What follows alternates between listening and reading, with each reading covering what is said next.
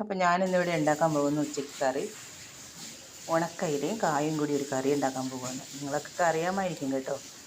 ഞാനിപ്പോൾ അത് ഉണ്ടാക്കാൻ പോകുക. ഒരു 8 മുളക് വറ്റൽമുളക് എടുത്തിട്ടുണ്ട്, ഒരു 1/4 മുറി തേങ്ങ, കുറച്ച് മഞ്ഞളും കൂടി എടുത്ത് അരച്ചെടുക്കുക. 2 അയിലേ ഉള്ളൂ. അത് അരച്ചുകൊണ്ട് വന്നു.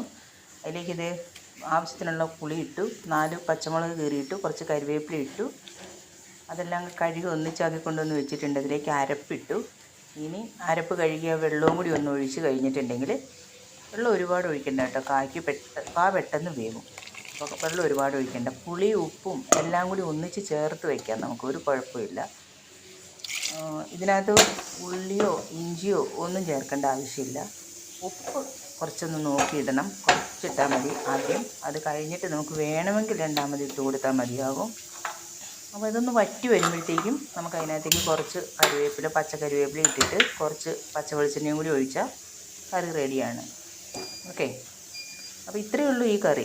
എളുപ്പത്തിൽ ഉണ്ടാക്കാൻ പറ്റുന്ന കറിയാണ്. ടേസ്റ്റും എല്ലാവർക്കും ഇഷ്ടപ്പെടും കേട്ടോ. നല്ലൊരു സ്മെല്ല് ഇതാ തിളച്ചപ്പം വരാൻ തുടങ്ങി, നല്ല അസ്സൽ മണം വരാൻ തുടങ്ങി, കൊതിപ്പിക്കുന്ന മണം. എനിക്കിഷ്ടമാണ് ഈ കറി, എൻ്റെ മക്കൾക്കും ഇഷ്ടമാണ്. എന്തേ അച്ചാറിട്ട് വെച്ചിട്ടുണ്ട്, നാരങ്ങയുണ്ട്, മാങ്ങയുണ്ട്, പുളിയിഞ്ചി ഉണ്ടാക്കിയിട്ടുണ്ട്. ഇത് നെല്ലിക്ക എടുത്ത് ഇത്രയായി. മോരൊഴിച്ച്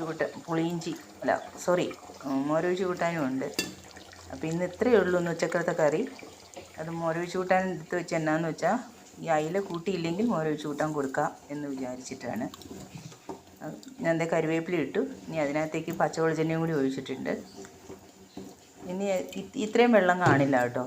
ചട്ടിയുടെ ചൂടൊന്ന് ആറി കഴിയുമ്പോഴത്തേക്കും വെള്ളം കുറേയും കൂടി വറ്റിയിട്ടുണ്ടായിരിക്കും. നമ്മൾ അടുപ്പത്ത് വെച്ച് വറ്റിക്കാൻ പോവുകയാണെങ്കിൽ പിന്നെ കായ് മാത്രമായിട്ടിരിക്കും.